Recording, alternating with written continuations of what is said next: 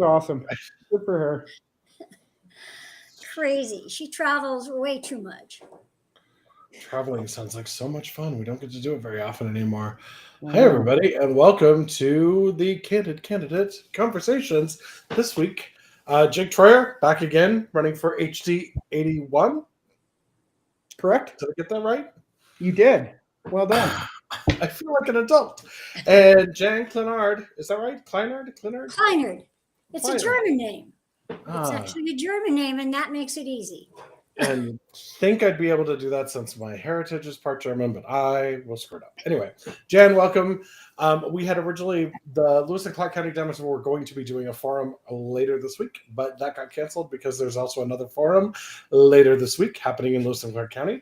And Jan had done a lot of prep work for it. I don't like seeing any work go to waste, so I invited her here. Marianne is having some password issues. She'll be joining us shortly. But let's go ahead and dive in. Again, anybody who's watching online, whether you're on YouTube or Facebook or Twitter or wherever, you should be able to send us a message. And if it's on Twitter, I'll just see it in my notifications and I'll copy it in. But you can ask any questions and we will try to answer them because unlike the GOP, we are not afraid of the public. I just like putting that out there. So, and there's Marianne. Hi, Marianne. Welcome to the show. Hi. Hi, everybody. You missed my intro, but that's it. And Jan's going to start us off with the first question tonight. Okay. Can we rewind this thing?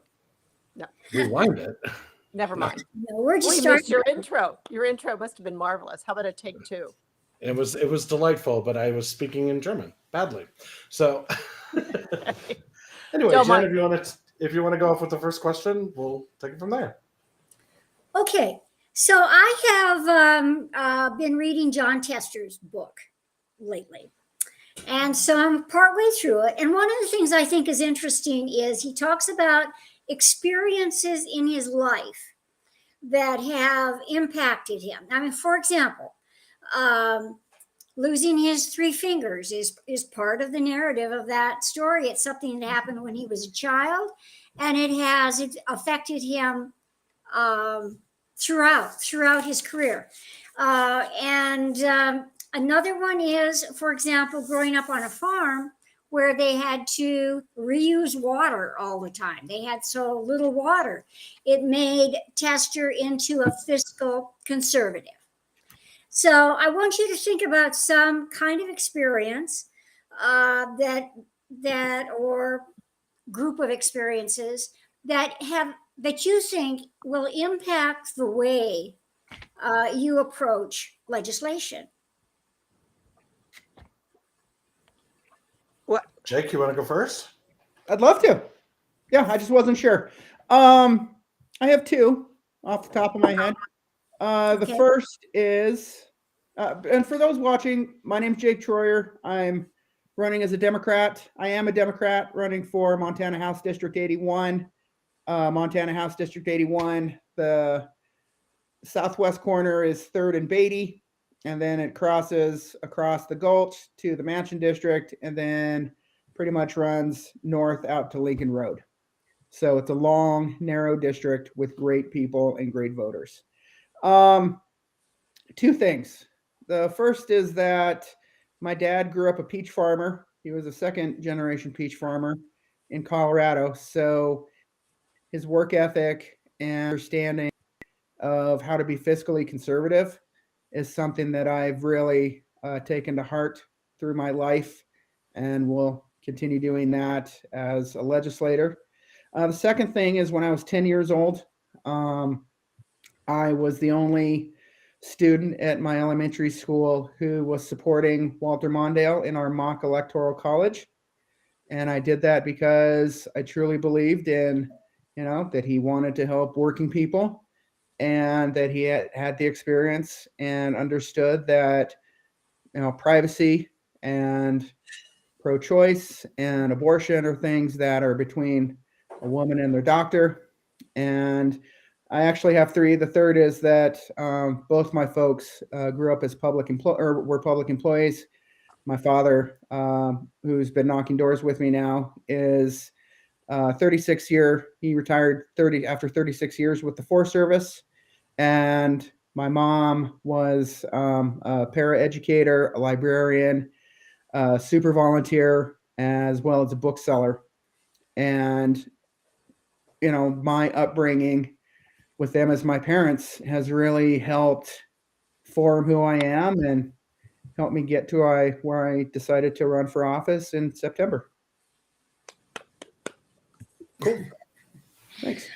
Mary Ann, do you have some experiences that will impact your, or have already impacted the way you approach? Yeah. Mission? Hi, and thanks for letting me go a second. Kev, sorry you're last, but sometimes the last is the best. I'm sure in this time. No offense, Jake. That's okay, Marianne. I'm sorry. I've got thick skin. It's okay. I'm kind of still out of breath. I just came in from knocking doors. My name is Mary Ann Dunwell. I am a state representative representing Helena and East Helena, and I am what's called termed out. I've been in the House of Representatives for 8 years, where we got a lot of accomplished. More so in the beginning in the beginning of my term than towards the end. The beginning of my term, we could work across the aisle and build coalitions. Now that's changed. So I am running for state senate. Our state senator, Jill Cohenauer, is also termed out of her Senate seat. And I am running. Very big shoes to fill, I got to tell you. But, and then she's running in my current House District 84. So I'm running for Senate District 42, which is Helena and East Helena, just more folks in a bigger district. And Jill's running for mine. And Jill's been on this program before. Kev, you've had her on before. So when I first decided to run, mainly it was because I was upset at the behavior of some legislators. And this was back in 2013. I was testifying just as a citizen. Never dreamed I'd get into politics. I worked behind the scenes for the Democratic Party and other candidates, but never thought I'd be doing it. And was a state employee at the time. And just on my own time, I was testifying for Medicaid expansion. And the chair really got me. Are there kids listening to this? Because if there are not, I'll say pissed off. I really got upset at the chair. The chair at the time was then Senator Jason Priest, and we all know what happened to him. But anyway, it was a hearing on Medicaid expansion, and the gentleman in front of me had a heart condition and no health insurance, and he was bearing his deepest private conditions and worries and concerns, and it was very compelling. And Jason Priest, the chair, just gavelled him down and said, "I've heard enough." Like, toss you aside. I've heard enough. Like a tyrannical something or other.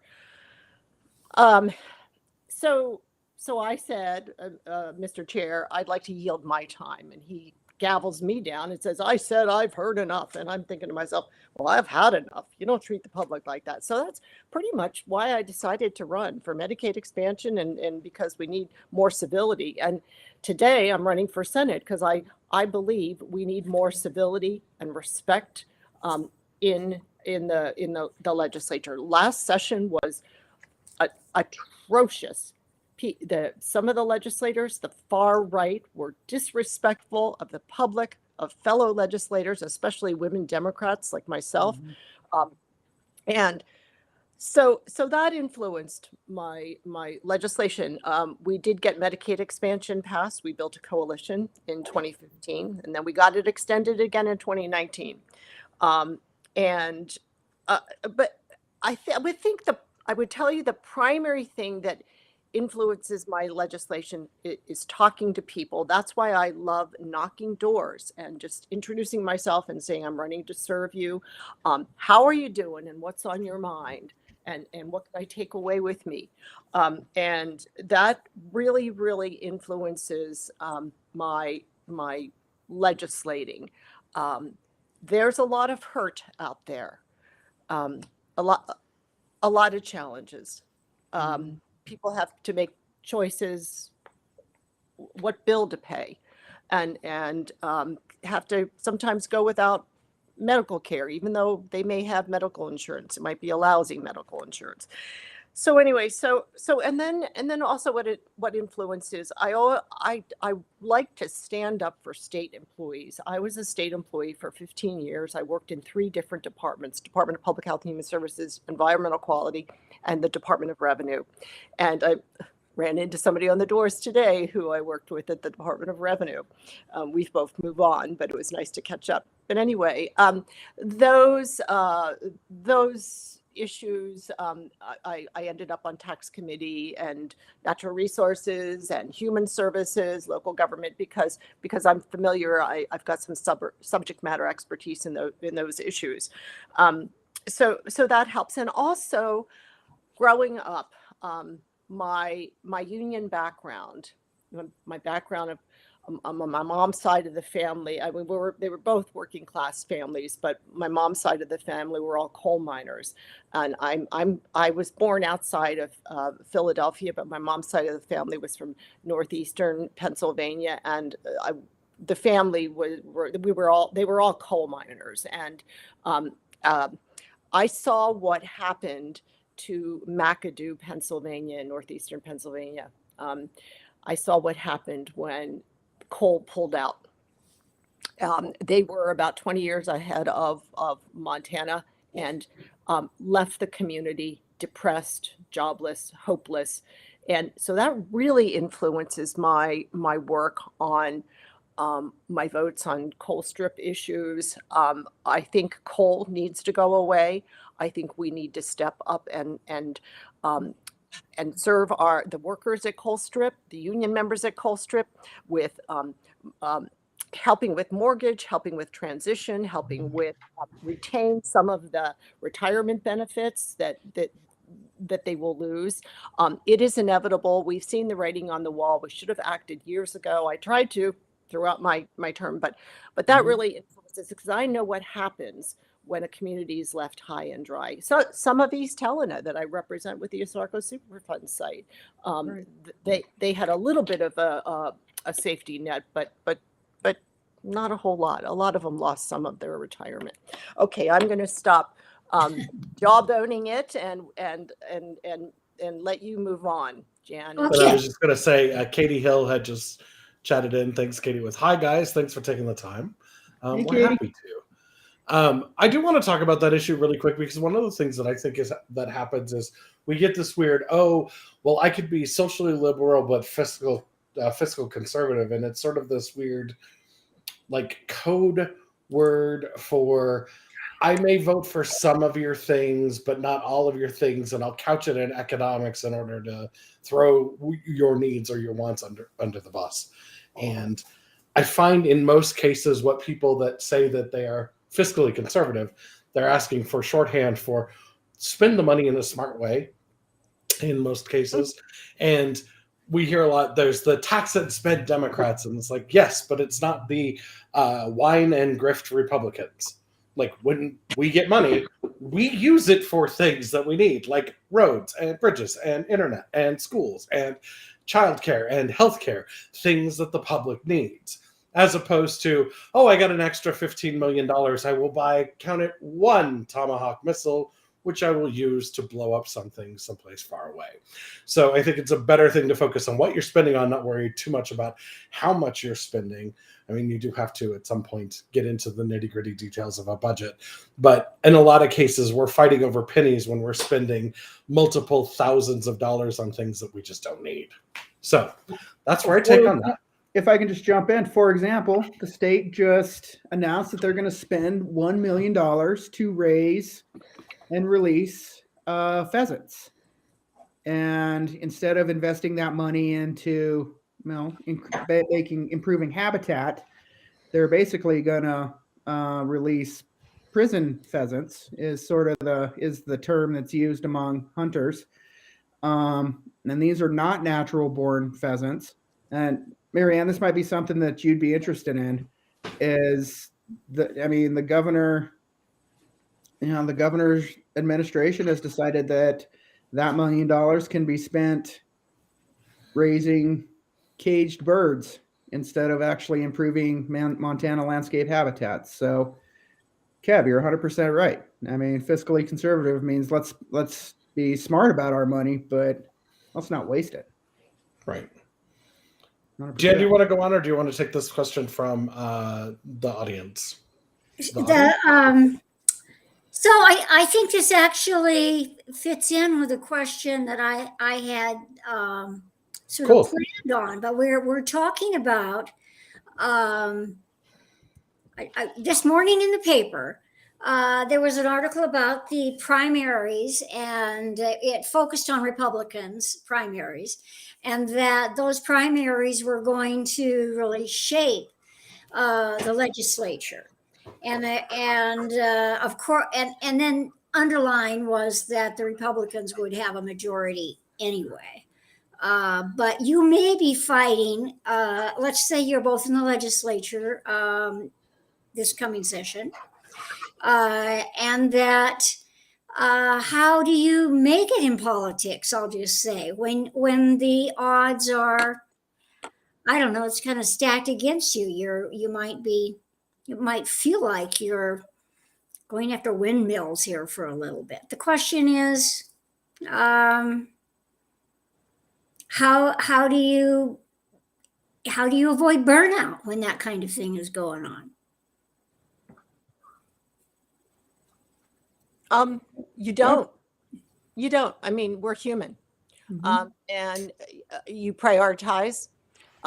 Yesterday was Mother's Day. I took some downtime. I did do desk work, but I didn't do doors because I think it's a family time, and people don't want to be interrupted by a politician. Hi, Right, totally. I mean, you don't. You just have to do some self-care too and pace yourself, and persevere, because if we don't continue to persevere together, then they win. Then the far right wins, and so yeah, maybe we will introduce legislation. Maybe we will work on defending some very bad legislation. We may win some. Last session, we lost most, and it was brutally, just, it was almost intolerable. But that can't continue. So that's why I continue. They want me to throw in the towel, but I refuse to do that. And I mean, how dare they? I think I'm the first legislator in Montana history who was not allowed by the chair to complete presenting a bill I was presenting, because they didn't like the content of the bill, which was a resolution having something to do with the January 6th uprising, insurrection in DC, that Christian white nationalist violence is domestic terrorism. Simple as that, just a resolution. And they didn't like it. They stronged me ahead of time to pull it, but I wouldn't. And so consequently, they made it very difficult. They treated folks testifying on behalf of the bill. They treated them terribly, shabbily. And then I was on Zoom because it was still the first half of the session, and I was Zooming because we didn't have the vaccine yet. And they just said, the chair said, "I've heard enough," just pulled the plug on me, and everybody else on the side of the proponents, which is inexcusable, tyrannical, authoritarian, and that's what we're going to see if we don't continue to weather the burnout and keep it up. And okay, so energizing. So Jake, you'd be new in the legislature, and do you want to respond to that in terms of how you would keep up your energy? I'll put it that way. Yeah, absolutely. I won't be new to the legislature. I have over 25 years experience working with legislatures here in Montana, and both in workforce development and conservation community. And I have served and fought proudly next to Marianne on some issues. And I'll be honest with you, one of the reasons that I jumped into this race was because of what happened on that Zoom call. And we have to have civility. We need to bring back kindness, and we need to bring back balance and common sense. And I'm running on that platform. And I mean, for me personally, when I would work bills in the legislature, for me, it's about staying optimistic no matter how bad it gets, not giving up on what you believe in, and just you keep going. And it's hard, and it's 4 months, and you're going to get sick, and you're going to be really mad sometimes, and you're going to be really happy sometimes. But at the end of the day, I mean, my core value belief is that I believe in helping other people. And so that work is all with it, or that work has all been worth it. Whether it's been Medicaid expansion, whether it was the sage grouse bill and starting the Sage Grouse Commission, whether it was the apprenticeship tax credit bill a couple sessions ago. These are all things that if you keep your head down and you find ways to win, you will win. But you just can't give up. And I know Marianne gets it. Like, she and yeah. So your tactics, both of you, your tactic is just keep your head down and plow through it. Yeah. I mean, no, not down. You need to keep your Not head down. up. yeah. Okay. Keep it. Keep I your mean, head up I and keep keep down. on Just going. keep working. But Keep on going. Okay. But I mean, one thing that I learned, the first thing that I was told when I worked on Senator Tester's campaign in 2006, I worked for, I did door to door for them and for him in Butte. First thing that our director of the program said is that you have to change your oil. And that's not just literal, but it's figurative too. And if you're, like Mother's Day, I probably could have gone knocked yesterday. Marianne could have knocked, Kev could have knocked, but I mean, you got to take time for yourself and be with your family. And frankly, knock it on Mother's Day that's just not something I'm ready to do. So there's a question I think kind of for that you may want to address. Yep, I will throw that up. Brandy is asking, why hasn't the Democratic Party put resources into the Public Service Commission campaign? She actually stated that she meant race. We don't have time to be playing politics with climate change, and it seems weirdly deprioritized. Well, my thoughts on it, and I'm in a weird position because it'll sit on the Democratic board, the executive board, as the Western representative, even though now, thanks to redistricting, Helena's in the East. Imagine. And I'm obviously running for the PSC, but even if I wasn't running for the PSC, yes, it has been a deprioritized race. The districts are hard to win. It's one of those things where it gets skipped over by Montanans so often. I think it gets forgotten by the party as well, which is an unfortunate situation that we're in. I'm fighting for this race because it is very important to me that this particular office start to be taken seriously. And people need to understand all of the various ways that the PSC actually impacts their everyday lives. And I'm yelling as loud as I can. I want more people to be involved in it. But even the Public Service Commission even if it were all Democrats that were wildly unpopular in support of and supporting the climate change issue that we have, you're still limited in what you can do, and that you're still fighting with a company and you're still regulating a thing that exists, and you have to steer a boat that's moving as fast as it can in one direction. And we may be hitting an iceberg. It may be too late. I hope it's not. And I want to be the person to steer us in the right direction to do that. But even if I'm not the person that gets elected, I want to make sure the PSC actually does its job. So it is unfortunate that it's been deprioritized by the party. But I don't think it was an active choice. I think it was, this slipped through the fingers too often. and it needs to be something that we get back to.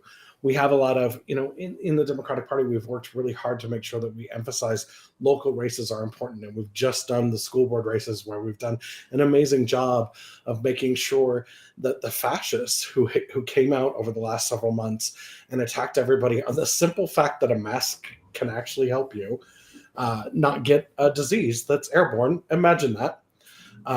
Stopping them, we worked really hard to do the right thing there. But in doing that, that expended a lot of the energy, and now we're focusing on the legislative races because there are so many of them, and they are so key. And there are only 2 PSC races, and even if we were to win both, we don't even have somebody running in one of the districts because we couldn't find somebody to run in District 1.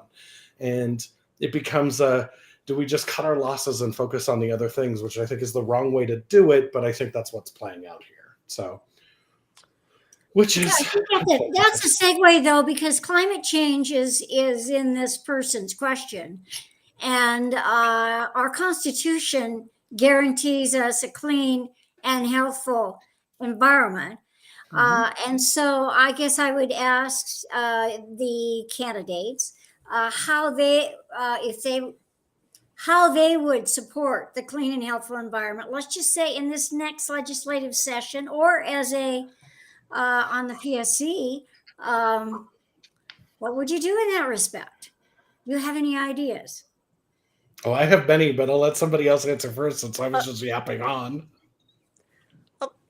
It was an interesting yapping, though. Keep on yapping. Go ahead. Yeah, okay, well, I'll start then. The first thing that you need to know is going on is the Held versus Montana cases in there. And it's 16 teenagers and preteens that are suing the state of Montana saying, you have dropped the ball on your obligation to take care of the environment for us going forward.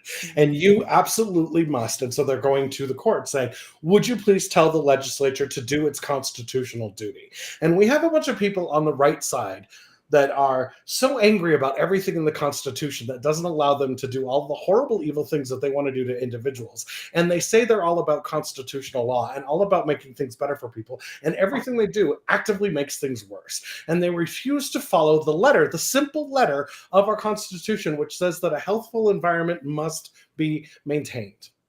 That's it. Clean air and clean water. Yeah, Also, but that's part of it. But a healthful environment, that's the thing. And they have failed. And there's no nice way to say they failed because it's been a spectacular fail. It has been a full-on belly flop onto asphalt level of failure that they have done. And so, yes, these kids are taking them to court and saying, you must do better. And all I could say is I wholeheartedly support it. And if I get a chance to write a friend of the court brief to say, absolutely, they should be held to this, and I will. There's a bunch of people that are talking about, well, it'll hurt our economy. No, what hurts our economy is when we have a fire season that starts in April and goes through to November.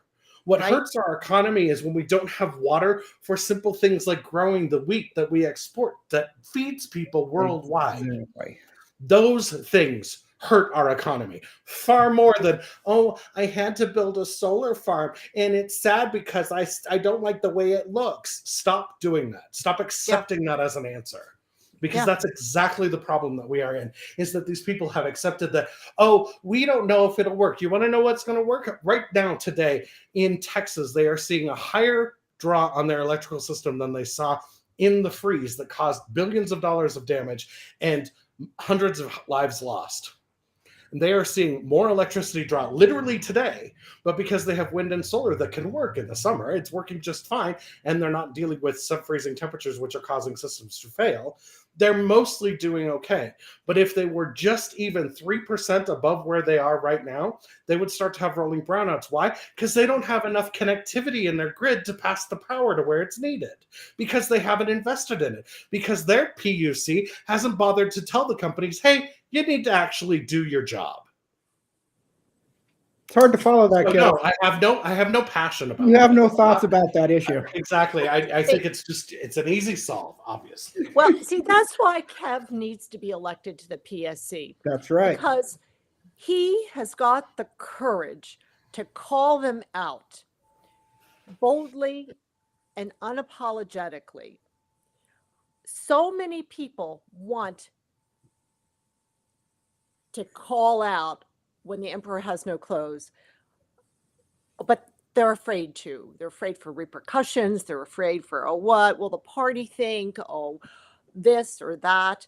Um, but Kev is not afraid to speak the truth to power. And no pun intended on the power, but certainly one. power, as we know, is Northwestern Energy, our monopoly utility, that has the right of what's called pre-approval, which is they can pass 90% of the costs of a new facility and their costs on to consumers without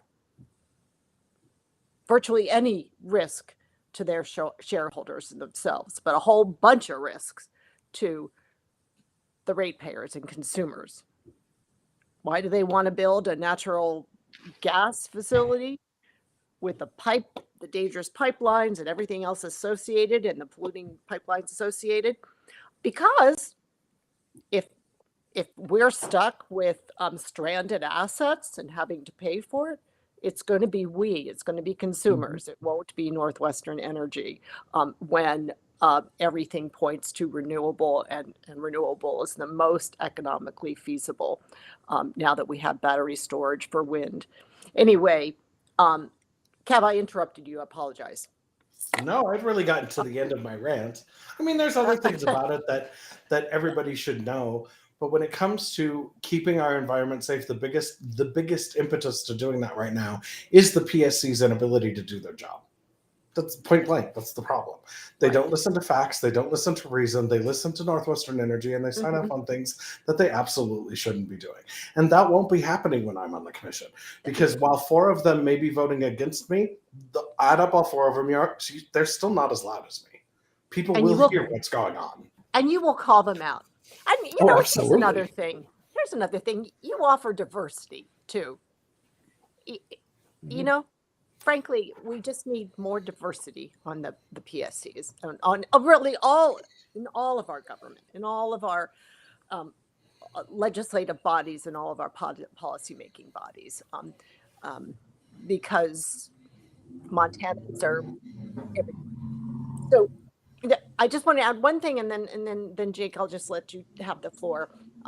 Jan, your question was, what will we do for climate? Right. As legislators, what would you do? I'll probably reintroduce carbon cost community dividend bill that I carried for 2 years and never got out of committee. I'll probably reintroduce the coal revenue replacement bill that provides a lot of that money that I talked about earlier, transition money to workers. And the other thing is, I will fight like hell to preserve our Montana Constitution that has one of the many rights, a right to a clean and healthful environment.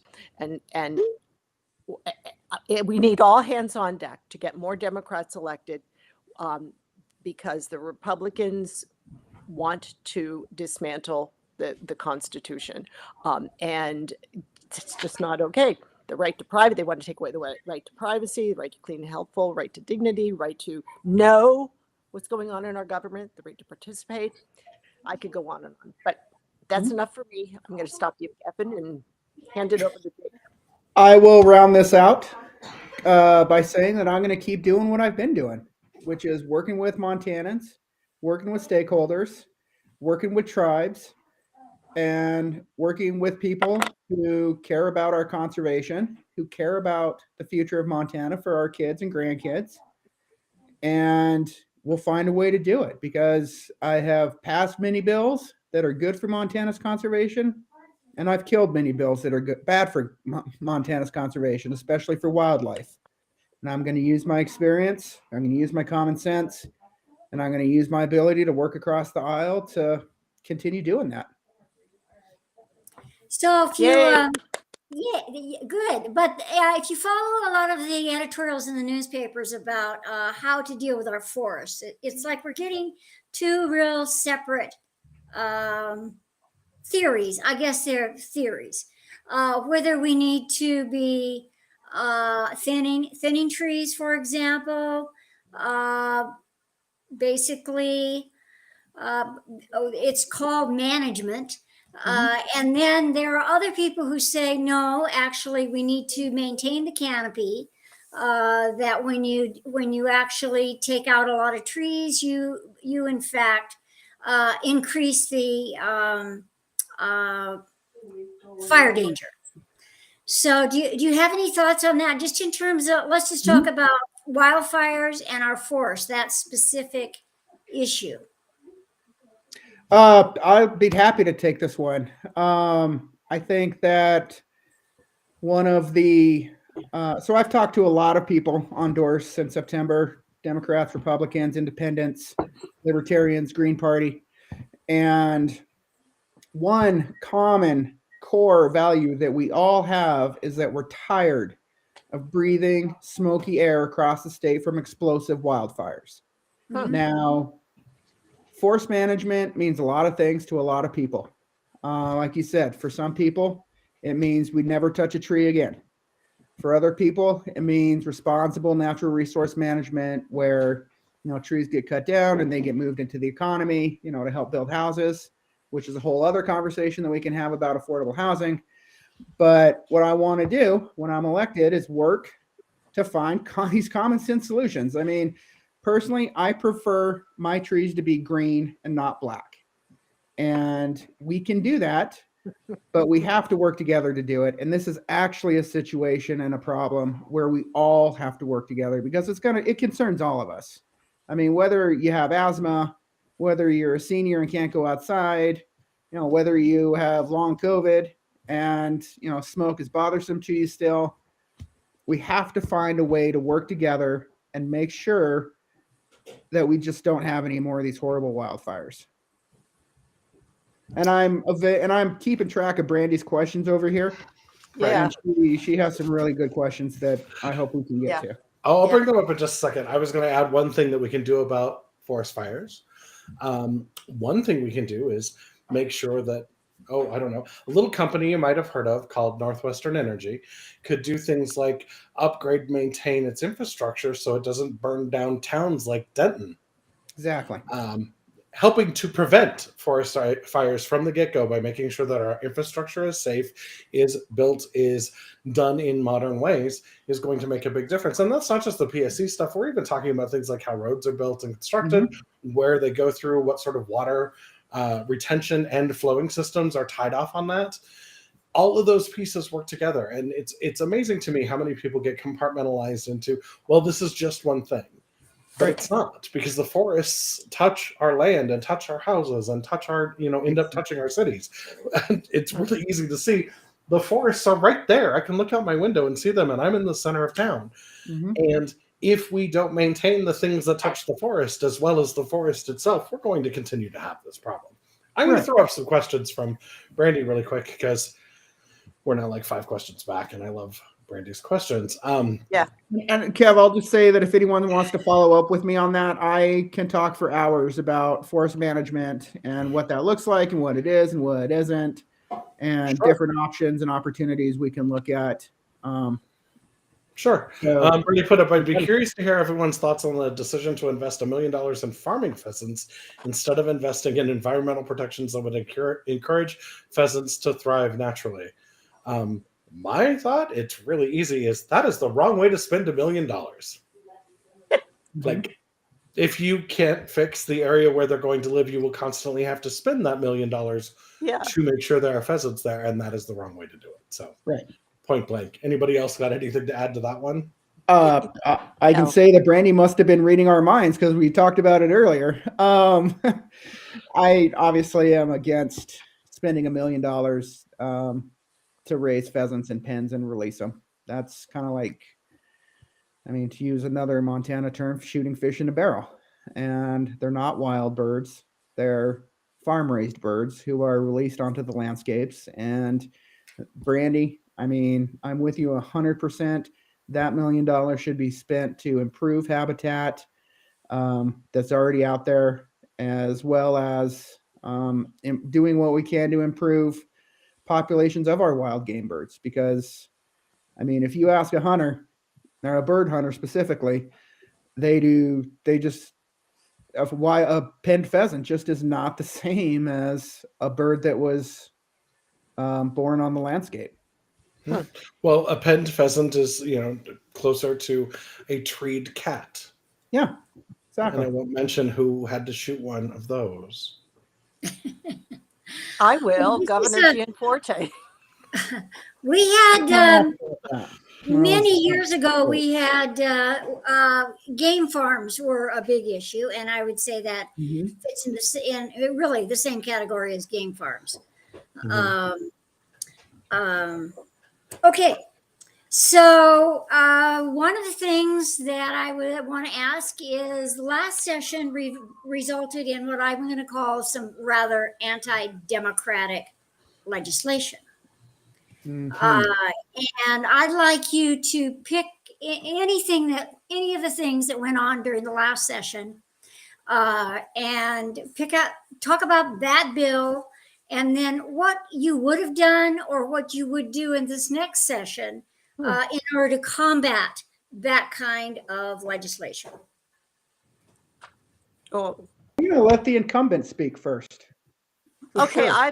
I've got a number of examples, but one really jumps out at me. And as a result, I am working on an ethics bill, ethics with respect to state legislators. And part of that ethics bill has to do with conflict of interest, financial conflict of interest. We had a bill that that was heard in, golly, what was it? What committee was I in? I think it was. I think it was Human Services, the Human Services Committee. It was a pro vaping bill that would have made it illegal for local governments to take action on any vaping establishments and vaping. As you know, we have been experiencing a, a vaping crisis with youth. Many youth, young people are becoming hooked on vaping, these vape things. And they're literally addicted. And it's, the schools have said, please do something. But this legislator, here's the conflict of interest. This legislator owns 4 vape shops. And he brought legislation to keep him in business, basically, that would prohibit any public health prevention bill that would regulate vaping and like flavored vapes or I mean I had a bill. I don't think I even bothered carrying it this past session, but the previous session to ban vaping or the sale of vapes to young people or something like that. I can't remember vaguely, but the legislator, Representative Ron Marshall, owns vape shops. That's what he does for a living. So he brings legislation basically to help him stay fiscally sound, so that he can keep selling these vapes to the public, which are obviously a hazard to their health, much more so than cigarettes, and we know they're a hazard to your health. So to me, sure, he's got a subject matter expertise. The thing is, it was clearly a conflict of interest. I mean, you got to ask somebody else to carry it. Mhm. And he was carrying it, and he was, presenting it, testifying it.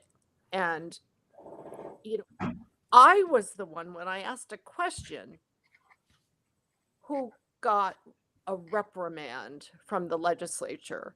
And they were going to take me in front of the ethics committee for asking a question. Mr. Representative, don't you believe this is a conflict of interest, and will benefit you financially, which, we can't really do.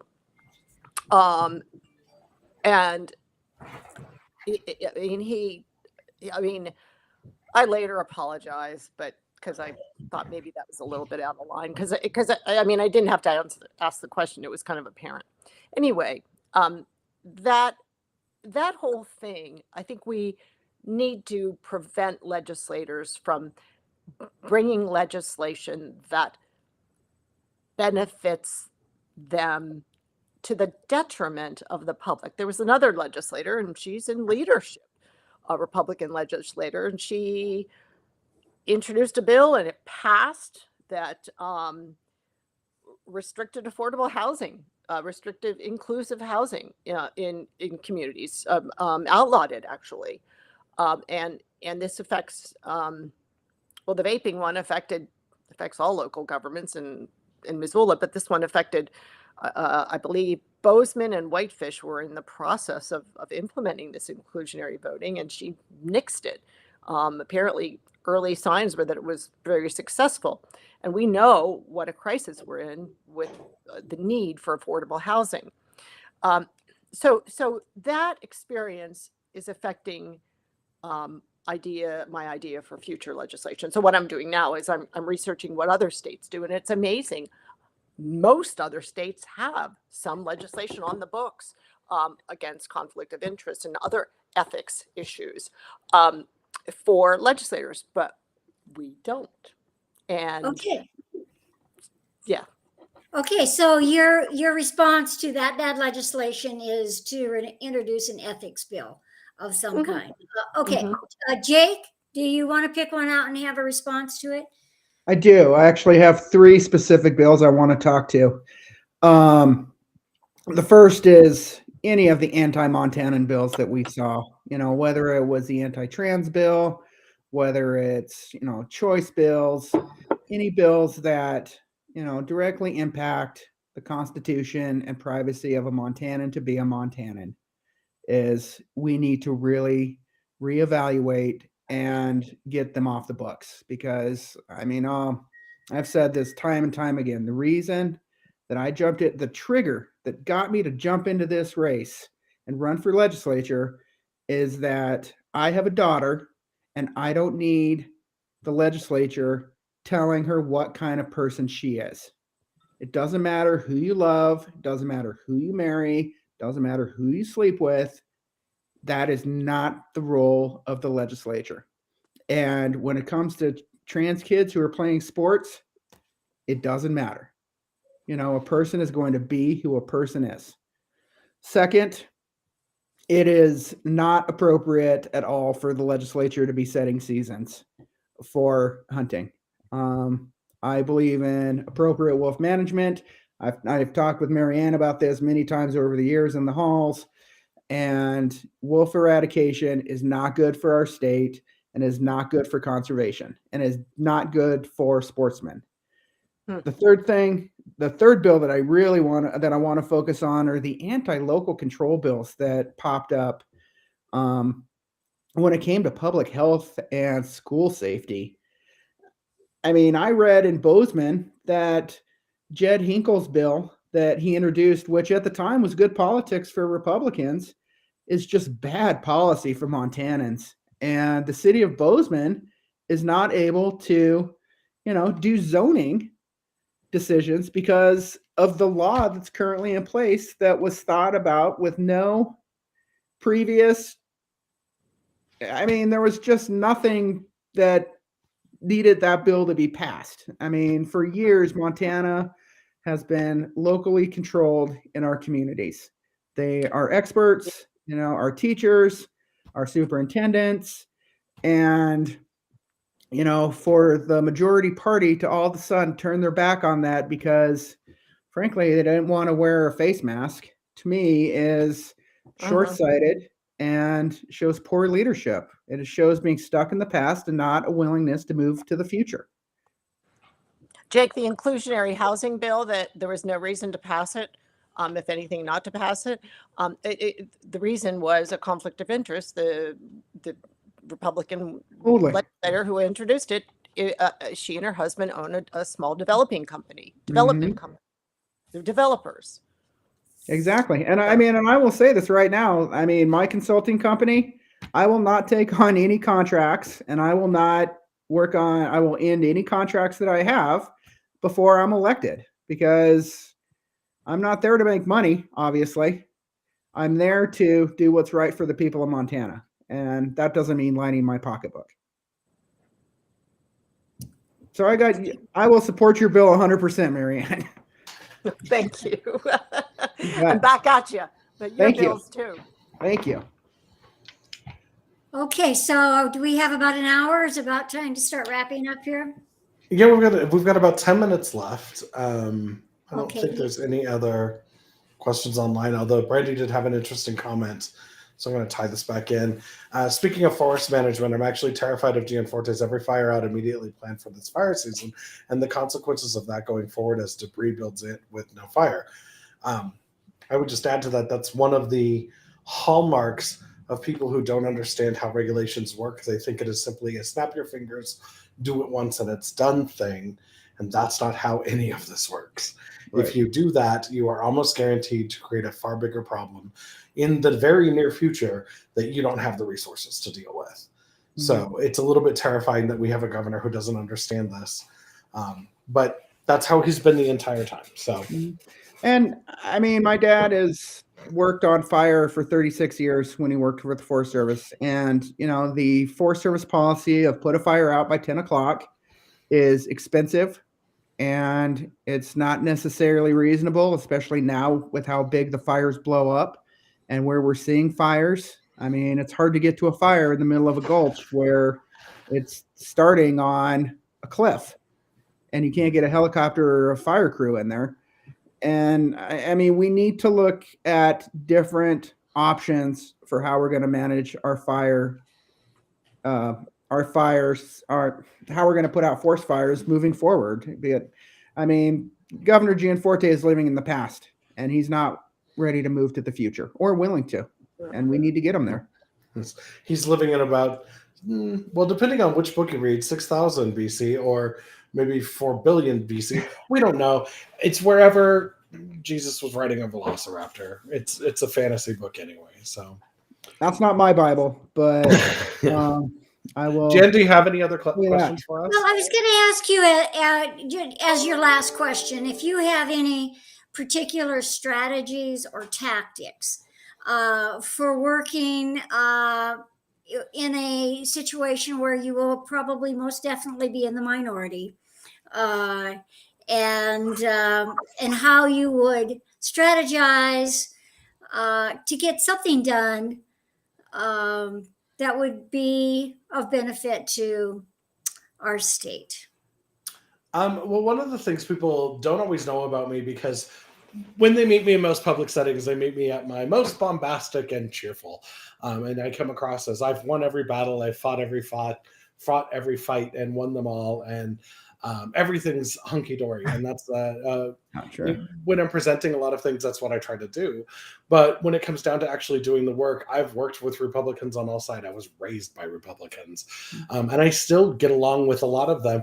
I think they're wrong and have no problem telling them they're wrong. The fun part is they have no problem with speaking the same way to me, which means that we know exactly where we stand on everything, which gives us a good chance because I know where I'm standing and where they're standing, and finding that bridge that's between those 2 points is a lot easier to do when you know where people are standing. And so, while I'm not going to agree with Brown or Pinocci or Fielder or whatever the guy in Billings' name is, I can never remember his name. I'm not going to agree with them on most anything, I think. The fact is, with most of them, I will be able to find out exactly where they are, and I can find a bridge to where they are to get them closer to where we need to be as people.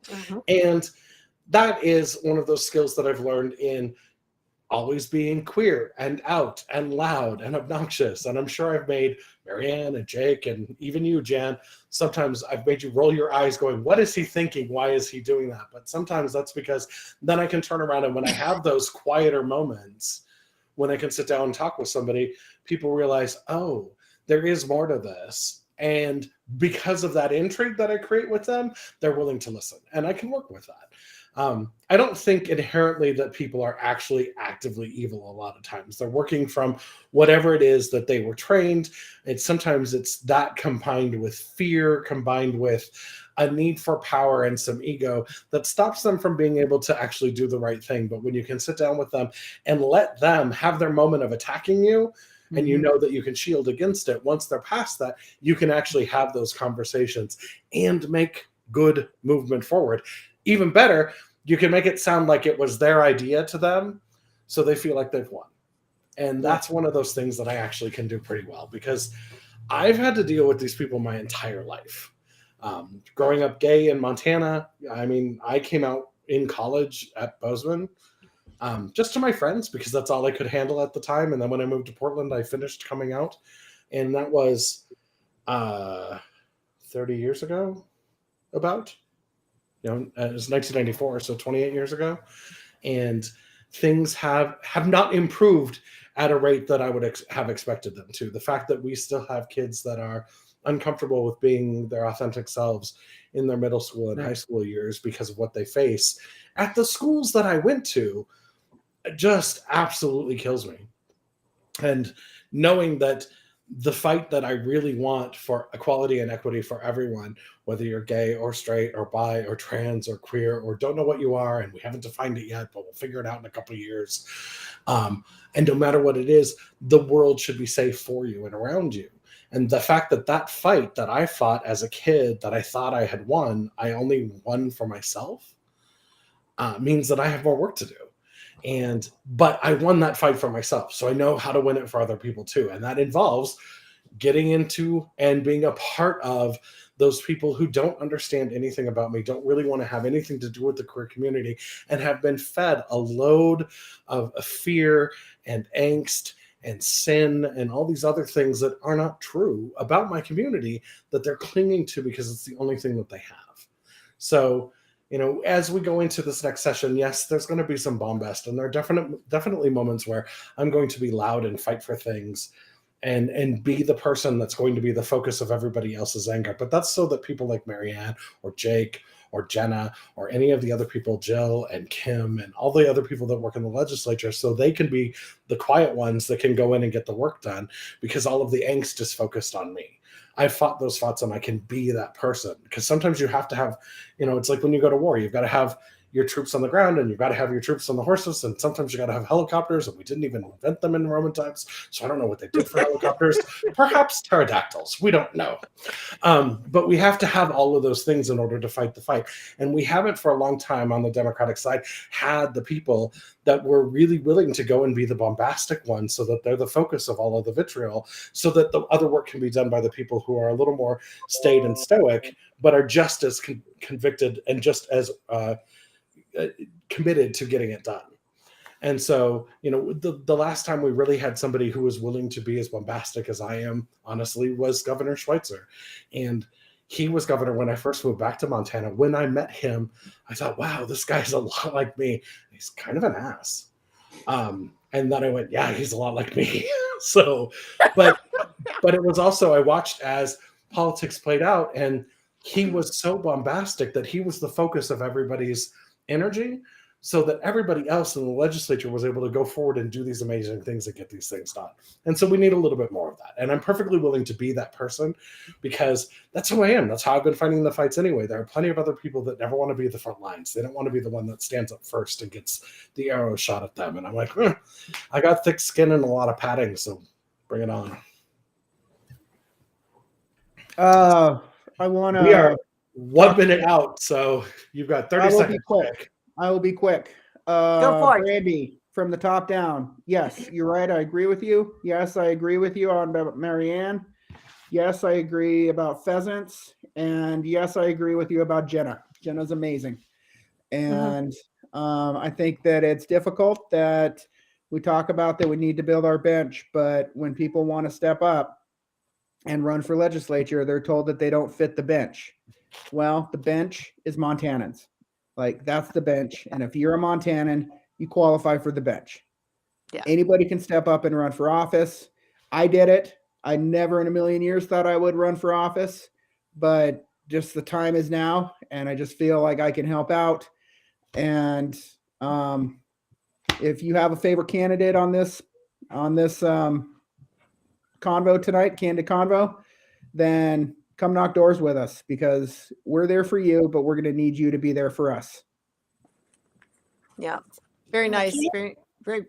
Very nicely put, Jake and Kev.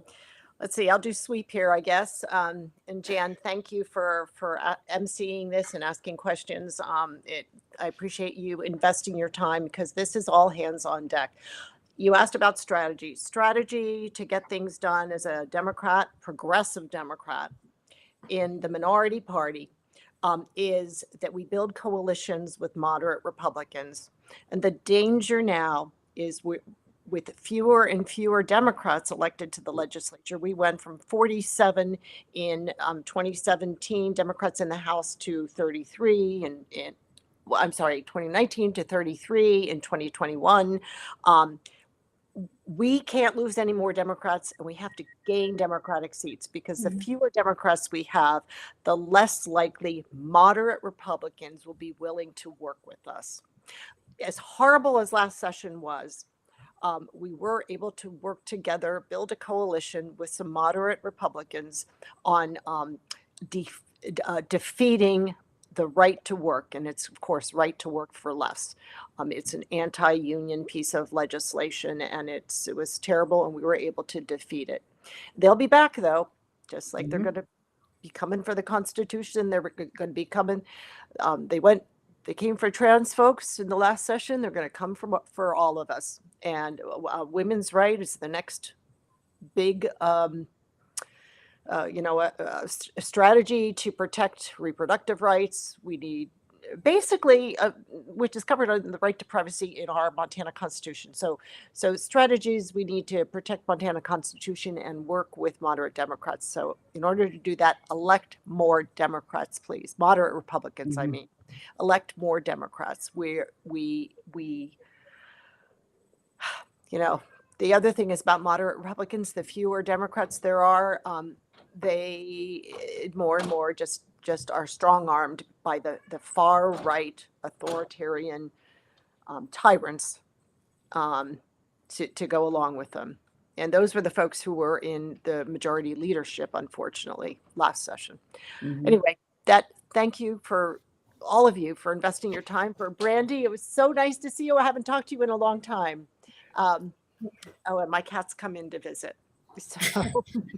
Okay, and thank you all for running for office. It's so important. Yeah, and thanks, Jan, for coming in with such great, interesting questions. Anytime you want to join us and ask more questions, by all means, let me know. I'll send you a link. All right, thank you, Kevin. Thanks, everyone. I'm going to throw up a graphic. Please remain on the system as I close everything out. Bye.